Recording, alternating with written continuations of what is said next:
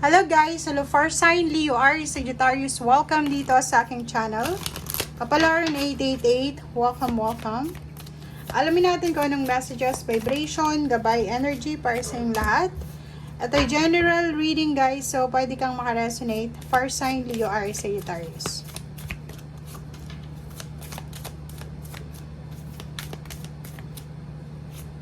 Okay, so yun.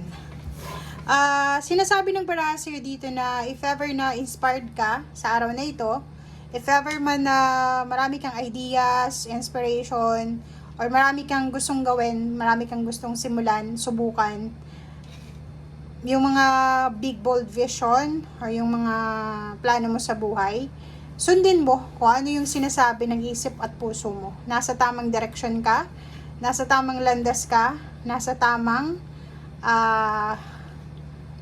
direksyon, nasa tamang sitwasyon ka. Okay? Sundin mo kung ano yung magbibigay saya sa'yo, sundin mo kung ano yung magbibigay ng satisfaction and fulfillment sa'yo.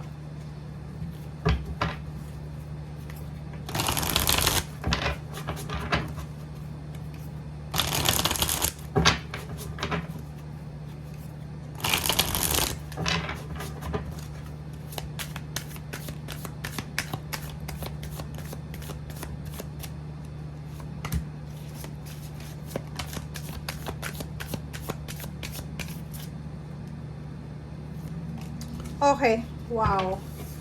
Sa araw na ito, kung makikita mo dito, sobrang umaapaw yung cups mo.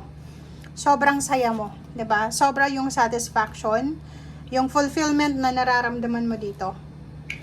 Siguro mahahanap mo yung katahimikan kasi nasa hermit mode ka dito. Ibig sabihin, mahahanap mo yung katahimikan, yung peace, harmony, balance. Dahil dito sa posibleng good news na natanggap mo, or siguro dahil sa relationship mo. Comment down below.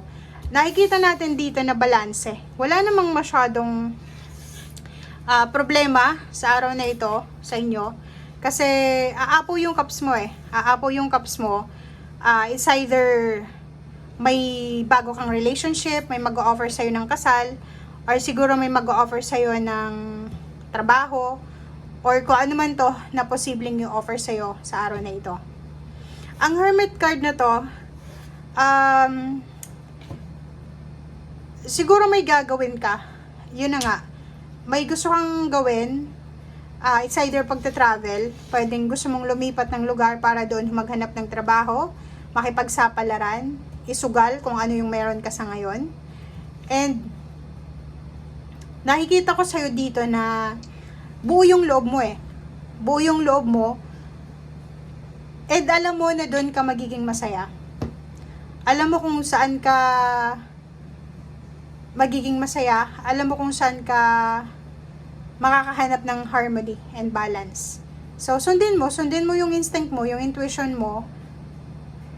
Kung alam mo na doon ka matatahimik or kung alam mo na doon ka magkakaroon ng satisfaction, yun yung gawin mo. Like, kung trabaho yan, business, or kung ano pa man, kung sa yung nararamdaman mo na, dito ako sa company na to magtatagumpay, go, 'di ba? So, wag kang masyadong mag-isip ng negative. Kasi yung iba sa inyo dyan, dahil sa sobrang rejection, failure na nangyari sa nakaraan, medyo nawawalan kayo ng tiwala sa sarili nyo.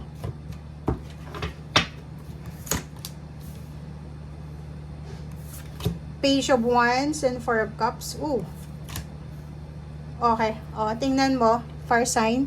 Kung makikita mo dito, sa future mo, sinasabi ng baraha na ano man ang decision making na gagawin mo sa ngayon, hindi mo siya pagsisisihan. 'Di ba? So, isang decision lang ang gagawin mo sa ngayon, pwedeng magbago yung buhay mo ng 360 degrees. Hindi ka magsisisi. Ano man daw itong gagawin mo sa ngayon, sinasabi ng future mo, napipredict mo na hindi ka magsisisi. And ano man itong ginagawa mo sa ngayon, magdadala to sa'yo ng financial success, prosperity and abundance, lalo na sa usaping pera. Ang dami mong choices, oh. Huwag mong isipin na wala kang choice sa buhay. And wag mo din na iisipin na ikaw yung pinaka-least sa lahat. Na parang iniisip mo magsiself-pity ka na ikaw yung pinakamahirap, ikaw yung pinaka-ganito, ganyan. Huwag kang mag-isip ng ganyan. Kasi may hindi ka na-discover sa sarili mo. May option ka eh. May choices ka. 'Di ba? May choices ka sa buhay mo na ikaw lang ang nakakaalam. And kailangan mong proteksyonan kung ano yung dapat proteksyonan sa sarili mo, sa buhay mo. Zero the Fool, nakikita natin may iba na lilipat ng tirahan, aalis, magtatrabaho sa malayong lugar. Yung iba naman sa inyo is nakapag-desisyon na mag-resign, parang gano'n, magre-resign, or lumipat ng ibang business kung business-minded or freelancer. Yung iba naman sa inyo dito is nakapag-desisyon ka na subukan kung ano man itong bago na to na feeling mo mahihirapan ka pero susubukan mo pa rin. Okay. Mag-iingat ka lang kasi yun na nga, if bago lang ito, like pupunta ka sa isang bansa na hindi mo pa first time mo sa bansang yan, mag-iingat ka. Huwag kang magtitiwala agad-agad sa kung sino man itong mga taong ito na makakasalamuha mo. And if company naman yan, lilipat ka ng company, mag-iingat ka rin kasi hindi lahat ng mga taong naandyan ay magiging totoo sa'yo. Okay, Death card and Knight of Pentacles. Diba? So kung makikita mo dito guys, sinasabi ng barahan na may mga darating sa'yo na offer. May mga darating na swerte, unexpected or expected blessings, lalo na sa usaping pera. Siguro sa ngayon, feeling mo stagnant ka, but kung makikita mo tong Knight of Pentacles, tapos Death card, sinasabi na kung ano itong darating sa'yo na pera or pagkakataon, oportunidad, siya yung magtatapos ng paghihirap mo. Paghihirap financial, syempre, pag may trabaho kang bago, or nagkaroon ka ng pagkakataon, oportunidad na makaalis sa problema sa pera, bago na yon, 'di ba? So makakaalis ka na sa stagnation, may freedom ka na, parang ganun. Last card natin is Tower.